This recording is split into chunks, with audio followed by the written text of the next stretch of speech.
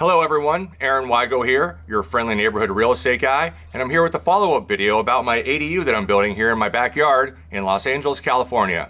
Let's get into it. So it's been a while since I've done a video. I've actually done, I think, 2 or 3 other videos about the ADU several months ago, and I had an intention to do them regularly, but I've learned the hard way, and this is something you'll want to know when you plan on doing one of these things.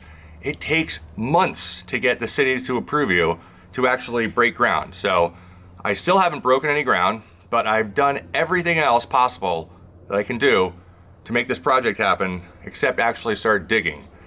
We've gone through various permits. Obviously the plans have been finalized for a while. I decided on a general contractor. That's gonna be an interesting one to talk about. And I actually went today to the city in a vain attempt to try to somehow make them move faster.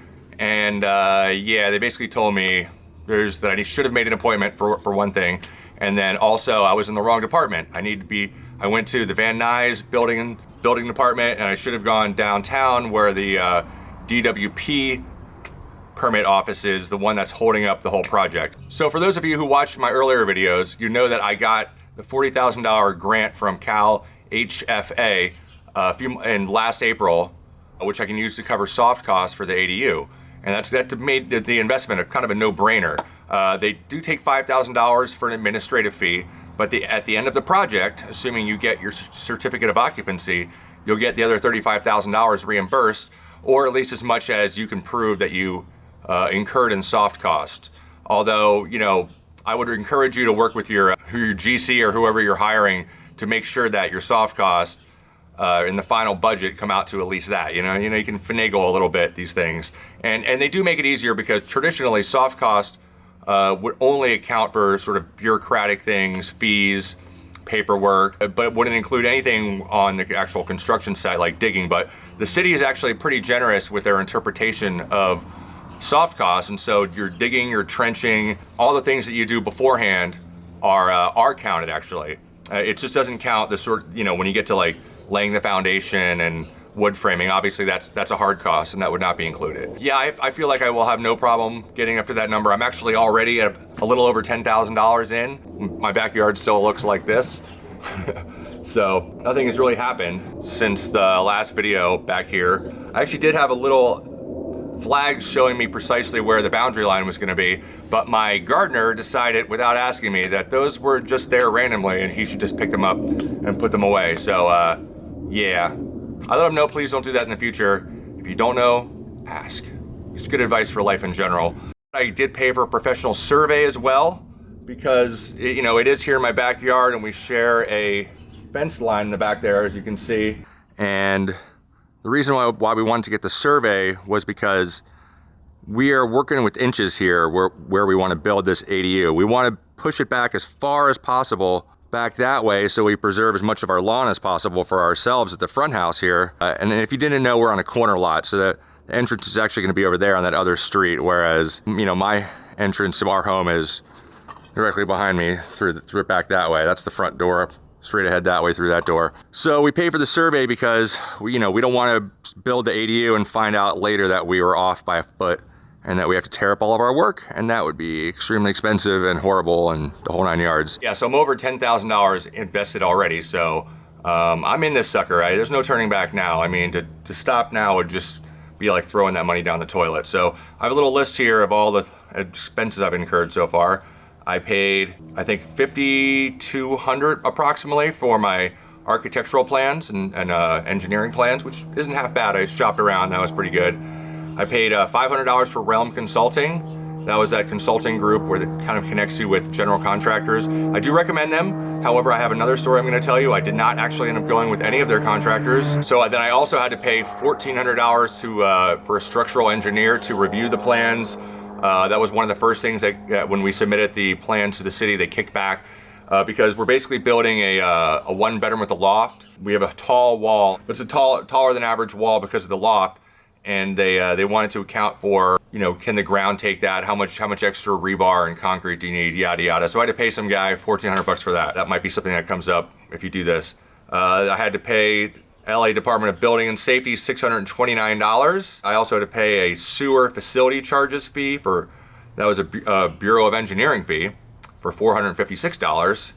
Then I had to pay a Bureau of Engineering fee for something about non-hillside, 77 bucks. They just tack on all kinds of stuff. Bureau of Sanitation charged me $206, I guess, to review the permits. And here is a big one, LID permit recording. That's low impact development. According to my architect, they are a very difficult to deal with entity in this permitting process. I got charged a $122 fee from them a few months ago. I also looked into it and I bought a builder's risk policy that kicked in January of this year from my homeowner's insurance. That was $354. And then I paid for the land survey that I mentioned for $1,800. So I added that all up and that's $10,753 so far. So I don't think you're gonna have a hard time getting your soft costs up to $35,000 is what I'm trying to tell you. So if you can still get that grant from Cal HFA, there's no downside to applying for it. Even though he will be, here's one thing. So even though I haven't got the money yet, I am paying the taxes on that money this year because I was awarded the grant in 2023. It was dispersed into an escrow account where it now sits waiting for me to get it one day. And then once everything's done, but apparently you have to pay taxes on that up front in the year that it was dispersed because it's considered as dispersed because it's no longer in the city's coffers. It's in this escrow account. So that bumped my taxable income way into the next stratosphere this year. And yeah, it made my taxes expensive this year, so keep that in mind. But the good news is now I don't have to pay it next year. And if I for some reason don't do it, you can be reimbursed for the overpayment later on. So, you know, the government always gets you, right? So because the city is taking so darn long to do this, you know, I got the grant in April 2023. It gives you 2 years. So my deadline is April of 2025. It's now late February 2024. Still waiting for the final approval. The last approval has to do with this easement I have in the back. It's a power pole. I'll show it to you right now. This darn power pole right here, man. It's the bane of my existence right now. So it's not even the pole, okay? Because the thing is gonna go like this, kind of in the same orientation as that above ground pool. Bigger than that will be the ADU, which will extend a little past those edge of these concrete area over here, kind of where that plant is. That'll be kind of the edge of it. And it's gonna kind of come down right about there, right? Front yard's over there, backyard's over there. There's actually plenty of space between the back and that pole. It's not the pole, okay? It's not the pole at all.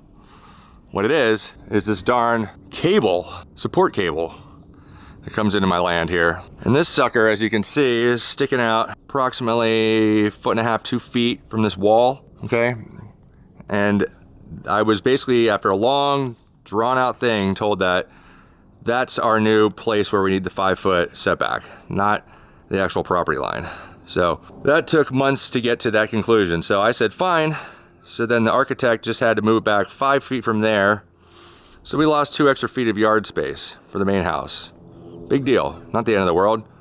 I quickly concluded it was not worth changing the plans too much, but that was like 2.5 months ago. The architect resubmitted them right away, and now we're just waiting on the city, some button pusher, to say, okay, I'm fine with that.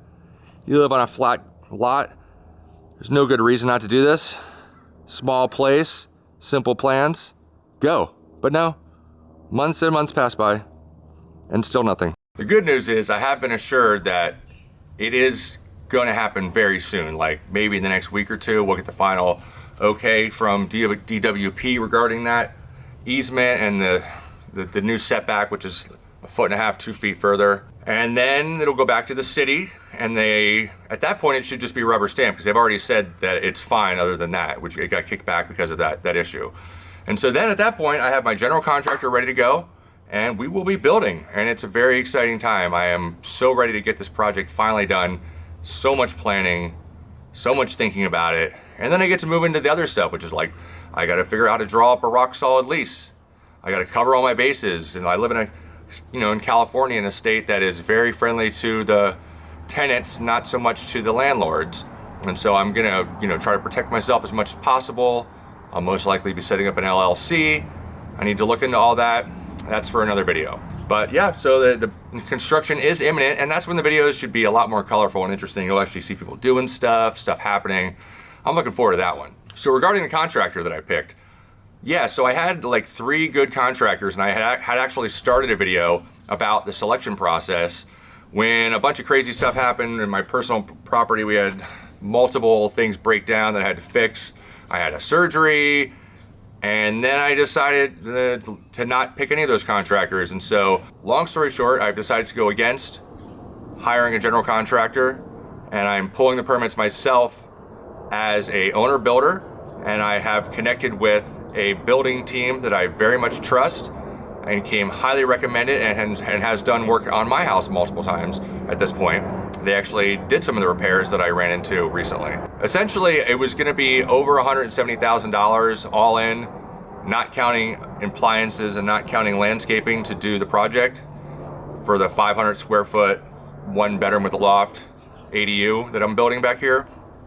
And that was a fair price compared to all the research that I had done.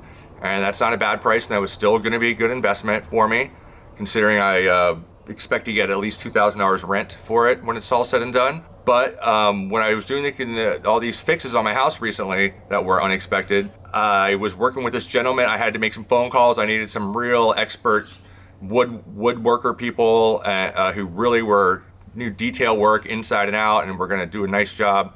I didn't want anybody from Home Depot or somebody who's just getting started, or a general handyman, jack of all trades. I needed a specialist to make my house look nice where these 2 roof lines weren't meeting, and we needed to put concrete over it and stuff and have it all look seamless.